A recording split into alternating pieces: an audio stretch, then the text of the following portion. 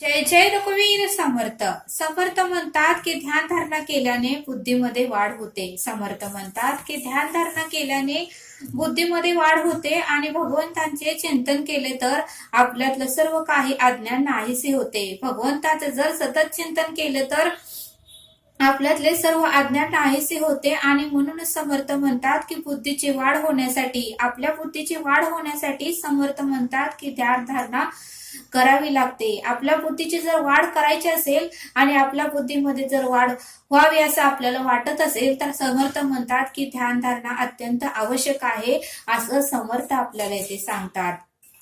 समर्थ म्हणतात की जे आपल्या मनात आहे, ज्या गोष्टीची आपल्याला आवड आहे, समर्थ म्हणतात की जे आपल्या मनात आहे, ज्या गोष्टीची आपल्याला आवड आहे ती गोष्टच आपण करावी असे समर्थ आपल्याला येथे सांगतात. समर्थ म्हणतात की प्रत्येक जणांचे वेगवेगळे विचार असतात.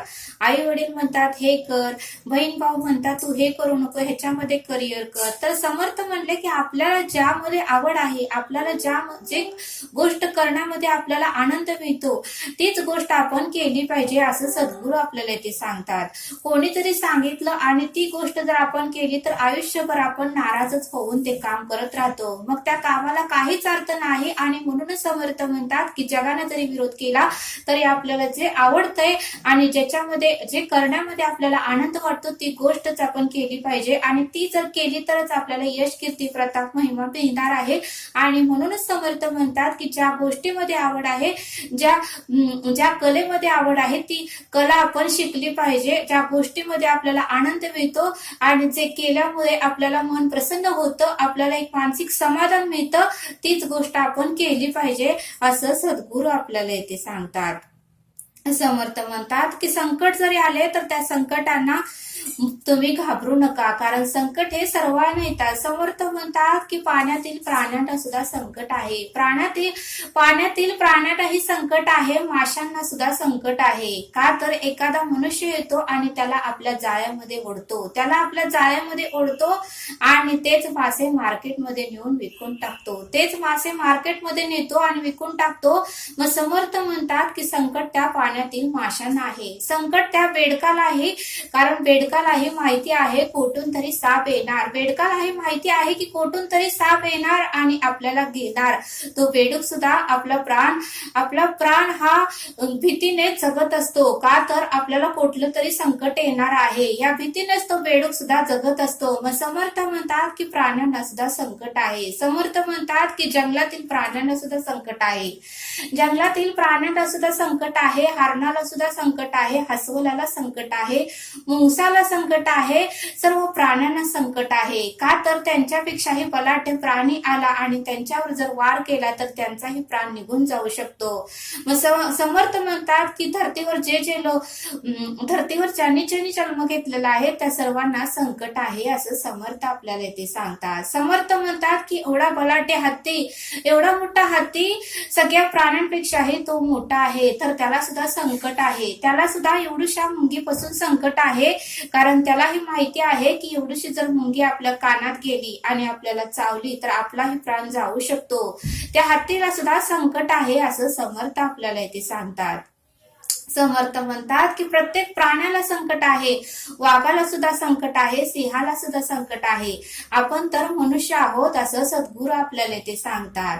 समर्थ म्हणतात की झाडावरच्या पक्ष्याला सुद्धा संकट आहे, झाडावरच्या चिमणींना सुद्धा संकट आहे, का तर ते मांजर त्या चिमण्यांना कधी खाईल हे सांगता येत नाही, त्यामुळे त्या चिमण्या सुद्धा त्या मांजरांना घाबरून असतात. समर्थ म्हणतात की मांजरांना सुद्धा संकट आहे, का तर मांजराला माहिती आहे कुठून तरी कुत्र येणार आणि आपल्यावर वार करणार आणि आपला प्राण जाणार, त्या मांजराला सुद्धा संकट आहे असं समर्थ आपल्याला इथे सांगतात. कुत्र्यांना सुद्धा संकट आहे, का तर एक मोठं कुत्र येऊन आपल्याला सुद्धा चावू शकेल, मोठं कुत्र येऊन आपल्याला पण चावू शकेल असं त्या कुत्र्याला सुद्धा संकट असतं. समर्थ म्हणतात की धर्तीवर ज्या प्राण्यांनी जन्म घेतला आहे, ज्या पशुपक्ष्यांनी जन्म घेतला आहे, पाण्यामधल्या प्राण्यांनी जन्म घेतलेला आहे, तर सर्व जीवांना त्रास आणि संकट हे आहेच असं सद्गुरूंनी आपल्याला इथे सांगितलं. मग त्या मानाने आपणही कुठलं जरी संकट आलं तर घाबरता कामा नये, त्या संकटांना आपणही सामोरे गेले पाहिजे असं समर्थ आपल्याला इथे सांगतात. समर्थ म्हणतात की आपला स्वतःचा मार्ग हा स्वतःच निवडा, स्वतःचा मार्ग हा स्वतःच निवडा, दुसऱ्यावर तुम्ही अवलंबून राहू नका. दुसऱ्यावर तुम्ही अवलंबून राहू नका. दुसऱ्यावर जर अवलंबून राहिला तर तुमचं कार्य कधीच यशस्वी होणार नाही. तुमचं कार्य कधीच यशस्वी होणार नाही आणि तुम्हाला यश, कीर्ती, प्रताप हे कधीच मिळणार नाही. आणि म्हणूनच समर्थ म्हणतात की तुमचा स्वतःचा मार्ग हा तुम्हीच काढा.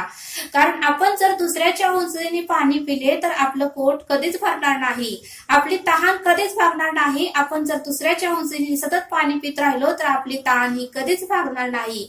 आणि म्हणूनच समर्थ म्हणतात की पोट भरून पाणी प्यायचं असेल, आपली तहान जर पोट भरून भागवायची असेल तर स्वतःलाच पाणी प्यावं लागेल. स्वतःच्या उंचीने स्वतःला पाणी प्यावं लागेल. कारण दुसऱ्यांच्या उंचीने पाणी पिलं तर ते आपल्याला तहान भागणार नाही, आपलं पोट भागणार नाही. आणि म्हणूनच समर्थ म्हणतात की स्वतःचा मार्ग स्वतःच निवडा, दुसऱ्यावर अवलंबून राहू नका. कारण दुसऱ्याच अवलंबून राहिला तो सवेची बुडाला, त्याचा कार्यभाग सवेची बुडाला. आणि म्हणूनच समर्थ म्हणतात की स्वतःचा कार्य हे तू स्वतःच कर, तू स्वतःच उभे राहा, तर तुझं कार्य यशस्वी होईल आणि तर तुला यश, कीर्ती, प्रताप, महिमा प्राप्त होईल, असं समर्थ आपल्याला इथे सांगतात. कारण आपण दुसऱ्यावर विसंबून राहतो आणि आपला कार्यभाग हा कधीच पूर्ण होत नाही. आपल्याला वाटतं तू येईल, हा येईल, मला मदत करेल, मला पुढे नेईल, मला काहीतरी उत्तमाचा मार्ग दाखवेल. पण समर्थ म्हणतात हे सोडूनच तू बोल, हे सोडूनच तू बोल आणि स्वतःचा मार्ग तू स्वतःच निवड आणि तू स्वतःच प्रयत्न कर, तरच तुला यश मिळेल, असं समर्थ आपल्याला इथे सांगतात. समर्थ म्हणतात की जो स्वतःच्या व इतरांच्या कल्याणासाठी झटतो, समर्थ म्हणतात की जो स्वतःच्या आणि इतरांच्या कल्याणासाठी झटतो तो सर्वात उत्तम व्यक्ती आहे, तोच सर्वात उत्तम व्यक्ती आहे, असं समर्थ आपल्याला ते सांगतात. समर्थ म्हणतात की जो स्वतःचाच विचार करतो, जो स्वतःचाच विचार करतो त्याला मात्र कधीच जीवनामध्ये यश प्राप्त होत नाही. समर्थ म्हणतात जो इतरांच्या कल्याणाचा विचार करतो, जो इतरांसाठी झटतो, जो इतरांचा विचार करतो त्याला मात्र जीवनामध्ये पुढे गेल्यानंतर यश मिळणारच आहे, असं समर्थ आपल्याला ते सांगतात. समर्थ म्हणतात की पाप अपरिपक्व असेपर्यंतच गोड लागते. समर्थ म्हणतात की पाप हे अपरिपक्व असेपर्यंतच गोड लागते, परंतु तेच पाप, समर्थ म्हणतात की परंतु तेच पाप ज्या वेळेस पक्व होऊ लागते, तेच पाप ज्या वेळेस पक्व होऊ लागते त्यावेळेस मात्र खूप त्रास होतो, खूप वेदना होतात, असह्य वेदना होतात की वेदना आपल्याला नकोशा होतात. आणि म्हणूनच समर्थ म्हणतात की तू पाप करताना थोडा विचार कर. आणि म्हणूनच समर्थ म्हणतात की पाप हे अपरिपक्व असेपर्यंतच गोड लागते, पाप हे अपरिपक्व असेपर्यंतच गोड लागते, परंतु ज्या वेळेस तेच पाप हे पक्व होऊ लागते त्यावेळेस मात्र आपल्याला खूप वेदना होतात, खूप त्रास होतो, असं समर्थ आपल्याला ते सांगतात. आणि म्हणूनच समर्थ म्हणतात तू विचार करूनच कर्म कर, असं सद्गुरू आपल्याला ते सांगतात. समर्थ म्हणतात की आपल्यावर कितीही संकट आले तरी आपण घाबरायचं नाही, किती जरी संकट आले तरी घाबरायचं नाही, संकटांना सोडून कधी पळून जायचं नाही, संकटांना सोडून कधी पळून जायचं नाही, असं समर्थ आपल्याला ते सांगतात. समर्थ म्हणतात की एवढं सामोरं जायचं की कधी काळी संकटांनी सुद्धा आपल्याला घाबरलं पाहिजे, कधी काळी संकटांनी सुद्धा आपल्याला घाबरलं पाहिजे, असं समर्थ तुम्ही वागा, असं समर्थांनी आपल्याला ते सांगितलं. समर्थ म्हणतात की जसे आयुष्यात आपण अनुभव घेतो, जसे आपण आयुष्यात अनुभव घेत जातो तसतसे आपल्याला समजत जाते की आई वडिलांनी सांगितलेली प्रत्येक गोष्ट ही खरी आहे, आई वडिलांनी सांगितलेली ही प्रत्येक गोष्ट खरी आहे, असं समर्थ आपल्याला इथे सांगतात. पण आपल्याला अनुभव यावा लागतो आणि तरच आपल्याला कळणार आहे की आपले आई वडील जे सांगतात तेच योग्य आहे, असं समर्थ आपल्याला सांगतात. समर्थ म्हणतात की या कलियुगामध्ये वेळेला आणि पैशाला जास्त महत्व लोक देत आहेत. समर्थ म्हणतात की या कलियुगामध्ये वेळेला आणि पैशाला जास्त लोक महत्व देत आहेत, माणुसकी मात्र विसरत चाललेले आहेत. समर्थ म्हणतात की माणुसकी मात्र विसरत चाललेले आहेत. माणसाला माणसाशी संवाद कसा साधायचा, माणसाला माणसाशी संवाद कसा साधायचा हेही आता शिकवावे लागणार आहे, हेही आता प्रत्येक मनुष्याला शिकवावे लागणार आहे, असं समर्थ आपल्याला ते सांगतात. पूर्वी लहान मुलांना शिकवावं लागायचं की प्रत्येक व्यक्तीशी कसं वागायचं, पण आता मोठ्या व्यक्तींनाही शिकवावं लागतंय की माणसाशी कसं वागायचं, असं समर्थ आपल्याला ते सांगतात. समर्थ म्हणतात की पक्षी हे झाडावरचे घरटी बांधतात. समर्थ म्हणतात की पक्षी हे झाडावरच घरटी बांधतात, तरीही ते पक्षी काळजी करत नाही. तरीही ते पक्षी काळजी करत नाहीत की मनुष्य मात्र मजबूत घर बांधूनही काळजी करतो. मनुष्याचे मात्र मजबूत घर बांधलेले असते आणि तरीही मनुष्य मात्र काळजी करतो.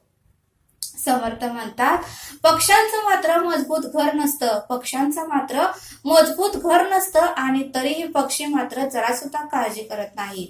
त्या पक्ष्यांना जरा सुद्धा काळजी नसते की त्या घरट्यातून जर माझं पिल्लू पडलं तर त्याला लागेल, असे जरा सुद्धा त्याला काळजी नसते. कारण त्या पक्ष्यांना त्यांनी बांधलेल्या घरावर पूर्णपणे विश्वास असतो. त्या पक्ष्यांना त्यांनी बांधलेल्या घरावर पूर्णपणे विश्वास असतो. तसं समर्थ म्हणतात की आपल्याला मात्र विश्वास कमी पडतो. आपला मात्र परमेश्वरावरच्या चरणावरचा विश्वास कमी पडतो आणि म्हणूनच समर्थ म्हणतात की आपण विश्वास ठेवला पाहिजे.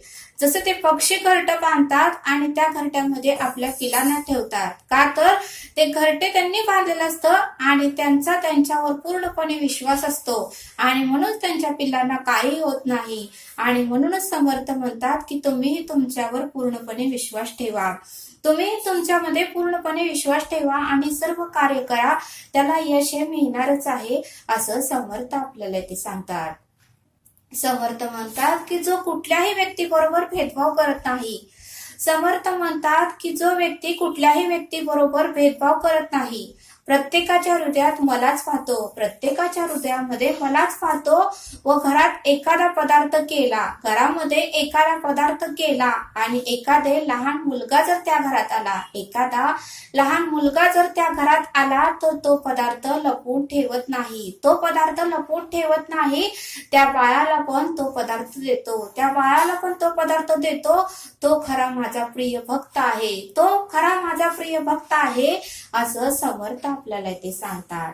समर्थ म्हणतात की जो नम्रतेत आहे. समर्थ म्हणतात जो नम्रतेत आहे, जो कधीही उलट उत्तर देत नाही. समर्थ म्हणतात की जो नम्रतेत आहे, जो कधीही उलट उत्तर देत नाही, कधीही उद्धटाने बोलत नाही, कधीही इतरांशी उद्धटाने बोलत नाही, जो आई वडिलांच्या आज्ञेचे पालन करतो. जो आई वडिलांच्या आज्ञेचे पालन करतो, जो मोठ्यांना आदराने बोलतो, जो मोठ्यांशी आदराने बोलतो व जो थोरांच्या शब्दाचा मान राखतो. जो थोरांच्या शब्दाचा मान राखतो त्यांना उलट उत्तर देत नाही. त्यांना उलट उत्तर देत नाही.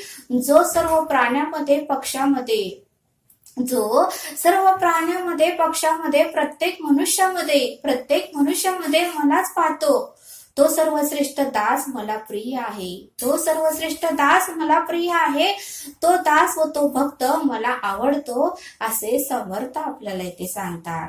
समर्थ म्हणतात की ज्याच्या मनात जरा सुद्धा राग द्वेष नाही. समर्थ म्हणतात की ज्याच्या मनामध्ये जरा सुद्धा राग नाही, द्वेष नाही, मत्सर नाही, सगळ्यांना आनंद व समाधान मिळेल असंच वागतो. तो सर्वांना आनंद मिळेल, समाधान मिळेल असंच वागतो, तो दास मला प्रिय आहे. तो दास मला आवडतो, असे समर्थ आपल्याला इथे सांगतात. समर्थ म्हणतात की जो आज्ञेचे पालन करतो, जो आज्ञेचे पालन करतो, जो 2 टाइम उपासना करतो, जो आज्ञेचे पालन करतो, जो 2 टाइम उपासना करतो, रोज सकाळी संध्याकाळी 2 टाइम उपासना करतो, जो आई वडिलांचे दर्शन घेतो, जो मंगलाचरणात आहे, जो मंगल आचरणात आहे, तोच दास मला आवडतो, असे समर्थ आपल्याला इथे सांगतात. समर्थ म्हणतात की जो रोज सूर्याला नमस्कार करतो, तुळशीची पूजा करतो, जो परमेश्वराची पूजा करतो, तो दास मला प्रिय आहे, तो दास मला आवडतो, असे समर्थ आपल्याला इथे सांगतात. समर्थ म्हणतात की जो आपल्या गुरूंचा सन्मान करतो. समर्थ म्हणतात की जो आपल्या गुरूंचा सन्मान करतो, जो भगवंताचे कोणतेही कार्य करण्यासाठी तत्पर असतो, जो वेळ मिळेल तेव्हा मंदिरात जाऊन आपल्याला जमेल तशी सेवा करतो, तो दास मला आवडतो, तो दास मला प्रिय आहे, असं सद्गुरू आपल्याला ते सांगतात. समर्थ म्हणतात की जो संतांच्या आचरणाचे पालन करतो, समर्थ म्हणतात की जो संतांच्या आचरणाचे पालन करतो, जो योग्य आहे त्या मार्गावर जातो, जो योग्य आहे त्या मार्गावर जातो, तो दास मला प्रिय आहे आणि तो दास मला आवडतो, असे सद्गुरू आपल्याला ते सांगतात.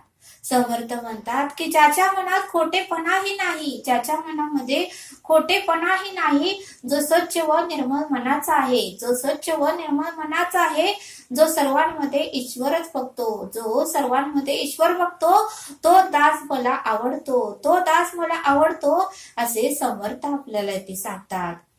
सगळ्या सृष्टीमध्ये चराचरामध्ये व्यापून उरलेल्या भगवंताला जो बघतो तो दास मला आवडतो, असे समर्थ आपल्याला इथे सांगतात. आणि म्हणूनच समर्थ म्हणतात हे ज्याच्या अंगात एवढे गुण आहेत तो दास मला आवडतो, असे समर्थ आपल्याला इथे सांगतात. समर्थ आपल्याला एक बोध देतात. एक गुरु होते आणि त्यांनी शिष्यांना सांगितले की आज कोणी जास्त चोरी करून आणेल, आज जास्त कोणी चोरी करून आणेल त्यांना मी त्याच व्यक्तीशी माझ्या मुलीचा मी विवाह करून देणार. जो दास आज जास्तीत जास्त चोरी करून आणेल त्या शिष्यालाच मी माझ्या मुलीचा विवाह करून देणार, असं त्या गुरुने त्या शिष्यांना सांगितलं. त्यावेळेस शिष्य म्हणाले, ठीक आहे गुरुदेव, तुम्ही जे सांगितलं त्या आज्ञेचं मी पालन करतो, तुम्ही जे सांगता त्या आज्ञेचं आम्ही पालन करतो आणि आम्ही आता चोरी करायला जातो. त्यावेळेस सर्व शिष्य मंडळी चोरी करण्यासाठी निघून गेले. पण गुरुदेवांनी सांगितलेलं असतं की चोरी करताना तुम्हाला कोणीही पाहिलेलं नसावं, कोणीही तुम्हाला न पाहिलेलं नसावं, अशा ठिकाणीच तुम्ही चोरी करा आणि जर कोणी पाहिलं असेल तर त्या ठिकाणी तुम्ही चोरी करू नका, असं गुरुदेवांनी त्यांना आट घातलेली असते. त्यावेळेस शिष्य मंडळी म्हणाले, ठीक आहे गुरुदेव, कोणी बघणार नाही या ठिकाणीच आम्ही जाऊन चोरी करतो. आणि सर्व शिष्य मंडळी गेले. सर्व शिष्य मंडळी गेले आणि 2 दिवसांनी परत गुरूंकडे आले. 2 दिवसांनी चोरी करून परत गुरूंकडे आले आणि गुरुदेवांना ज्यांनी काय काय चोरी केली आहे ती सर्व वस्तू गुरुदेवांना आणून दाखवली. सर्व वस्तू गुरुदेवांना आणून दाखवली. मात्र एक शिष्याने गुरुदेवांना सांगितलं की मी चोरीच केली नाही. एक शिष्याने गुरुदेवाला सांगितलं की मी चोरीच केली नाही. त्यावेळेस गुरुदेव म्हणाले की तू चोरी का केली नाही, तू चोरी का केली नाही. त्यावेळेस तो शिष्य गुरुदेवाला म्हणाला की गुरुदेव, तुम्ही आम्हाला अट घातली होती की कोणी बघणार नाही या ठिकाणी जाऊनच तुम्ही चोरी करा, कोणीही बघणार नाही या ठिकाणी जाऊन तुम्ही चोरी करा. मग आम्ही चोरी कशी करणार, मी चोरी कशी करणार, तुम्ही सांगा गुरुदेव. त्यावेळेस गुरुदेव म्हणाले की ठीक आहे, तुला कोणी बघितलं ते मला सांग. त्यावेळेस तो शिष्य म्हणाला, गुरुदेव, सर्व बाजूने सर्वजण मला पाहत होते, ते सोडा माझा अंतरीचा आत्मा सुद्धा पाहत होता मी चोरी करत असताना. तुम्ही सांगितलं की प्रत्येकाच्या हृदयामध्ये परब्रह्म आहे आणि तो आपले कर्म बघत असतो. तुम्हीच आम्हाला ज्ञान दिलं होतं, तुम्हीच आम्हाला सांगितलं होतं की सृष्टीमध्ये चराचरामध्ये आपल्या हृदयातही भगवंत आहे आणि तुम्हीच आम्हाला सांगितलं होतं की कोणीही बघणार नाही अशा ठिकाणी जाऊन चोरी करा. मग मी चोरी करत असताना मला झाड बघत होतं, आभाळ बघत होतं, जमीन बघत होती, पाणी बघत होतं, पशु पक्षी बघत होते आणि माझ्या हृदयात जो अंतरीचा आत्मा आहे तोही बघत होता, तर मी चोरी कशी करणार. त्यावेळेस गुरुदेव म्हणाले, खरं आहे आणि तू परीक्षेमध्ये पास झाला आणि तुझ्याशीच माझ्या मुलीचा मी विवाह लावून देणार, माझ्या मुलीचं तुझ्याशीच मी लग्न लावून देणार आणि खरंच तू सर्वश्रेष्ठ दास आणि उत्तमचा शिष्य आहेस. बाकीच्यांनी मात्र एवढे माझ्याकडून ज्ञान घेतलं, एवढं माझ्याकडून शिक्षा घेतली, पण त्यांनी मात्र जरा सुद्धा त्याचं पालन केलं नाही. बाकीच्या शिष्यांनी मात्र काहीतरी चोरी करून आणलं, पण तू मात्र सर्वश्रेष्ठ शिष्य बनलास आणि खरंच तू धन्य आहेस, असं गुरुदेव त्या शिष्याला म्हणाले. आणि बाकीच्या शिष्यांना म्हणाले की तुम्हाला आता कळालं का, तुम्हाला मी सांगितलं होतं की कोणीही बघणार नाही अशा ठिकाणी चोरी करा. तुम्हाला तर सर्वजण बघत होते आणि तरी तुम्ही चोरी केली. त्यावेळेस गुरुदेव त्या शिष्यांना म्हणाले, ज्यांच्या ज्यांच्या काही वस्तू असतील त्या तुम्ही त्यांना देऊन या, तुम्ही त्यांना देऊन या आणि त्यांची माफी मागा की गुरुदेवाने आमची परीक्षा घेतली होती आणि म्हणून आम्ही ही चोरी केली. तुम्ही त्यांची माफी मागा. आणि त्यावेळेस सर्व शिष्यांनी सर्व वस्तू घेतल्या आणि ज्याच्या ज्याच्या घरातून चोरी केल्या त्या सर्व जणांना त्या वस्तू देऊन आले आणि त्यांचीही त्यांनी माफी मागितली. मग परमेश्वर म्हणतो, समर्थ म्हणतात की परमेश्वर चहूबाजूकडे आहे. आपल्याला वाटतंय की आपण कर्म करताना कोणीही बघत नाही, पण परब्रह्म म्हणजे अंतरीचा आत्मा तर बघतच असतो, असं समर्थ आपल्याला इथे सांगतात. आणि म्हणूनच समर्थ म्हणतात की कोणतेही कर्म करताना तुम्ही विचार करूनच करा, कारण प्रत्येक कर्माची नोंद ही परब्रह्माकडे आहे, ईश्वराकडे आहे. तो सदैव आपल्याकडे लक्ष देऊन आहे, आपल्या हृदयातच आहे आणि सदैव त्याचं आपल्याकडे लक्ष आहे, असं समर्थ आपल्याला इथे सांगतात. समर्थ म्हणतात की प्रसंग आले की मनुष्याचा स्वभाव बदलतोय. प्रसंग आला की मनुष्याचा स्वभाव हा बदलतोय. आपण काही वेळेस म्हणतो की स्वभावाला औषध नाही, आपण काही वेळेस म्हणतो की स्वभावाला औषध नाही, हा मनुष्य मात्र असेच वागणार, ह्याच्या स्वभावाला औषध नाही. पण समर्थ म्हणतात की स्वभावाला औषध आहे, स्वभावाला औषध आहे. येणाऱ्या आयुष्यातील प्रसंग हेच मनुष्याचा स्वभाव बदलून टाकतो, त्याच्या आयुष्यातील येणारे प्रसंग मनुष्याचा स्वभाव बदलून टाकतो. आणि म्हणूनच समर्थ म्हणतात की स्वभावाला औषध म्हणजे त्याच्या आयुष्यात येणारे प्रसंग. स्वभावाला औषध आहे आणि ते औषध म्हणजे त्याच्या आयुष्यात येणारे प्रसंगच त्याला उत्तमाचं वागायला शिकवणार आहेत. आणि प्रत्येकाच्या मनुष्याचा स्वभाव हा वेळेनुसार, काळानुसार आणि प्रसंग येतील तसं तो बदलत जाणार आहे आणि प्रत्येकाचा स्वभाव हा बदलणारच आहे. आणि त्याच्या आयुष्यात येणारे अनुभव आणि त्याच्या आयुष्यात येणारे प्रसंग हे त्याला बदलणारच आहेत, असं समर्थ आपल्याला इथे सांगतात. आणि म्हणूनच समर्थ म्हणतात की स्वभावाला औषध आहे, त्याच्या आयुष्यात येणारे प्रसंग हेच त्याच्या आयुष्यातले स्वभावाचं औषध आहे, असं समर्थ आपल्याला इथे सांगतात. समर्थ आपल्याला एक श्लोक देतात, जगी होय जे धन्य या राम नामे, क्रिया भक्ती उपासना नित्य नेमे, उदासीनता तत्वता सार आहे, सदा सर्वदा मोकळी वृत्ती राहे. या श्लोकाचा अर्थ समर्थ सांगतात की या जगामध्ये जीवाला एक रामाच्या नामस्मरणाने धन्यता लाभते. या जगामध्ये जीवाला एक रामाच्या नामस्मरणाने धन्यता लाभते. म्हणून प्रेमाने राम नाम घ्यावे, म्हणून प्रेमाने राम नाम घ्यावे आणि धन्य व्हावे. स्वधर्माला अनुसरून आचरण ठेवावे, स्वधर्माला अनुसरून आचरण ठेवावे. नित्य नेमाने उपासना करावी. उदासीनता म्हणजे निसंग निष्काम वृत्ती हेच उपासनेचे आणि परमार्थेचे सार आहे. उदासीनता म्हणजे निसंग निष्काम वृत्ती हेच उपासनेचे आणि परमार्थाचे सार आहे. त्या योगे मनोवृत्ती सर्व काळ मोकळी राहते. असा या श्लोकाचा अर्थ समर्थाने आपल्याला इथे समजावून सांगितला. तरी आता आपण येथेच थांबूया. हा व्हिडिओ आवडल्यास सबस्क्राईब करा. भेटूया पुढील भागात. धन्यवाद.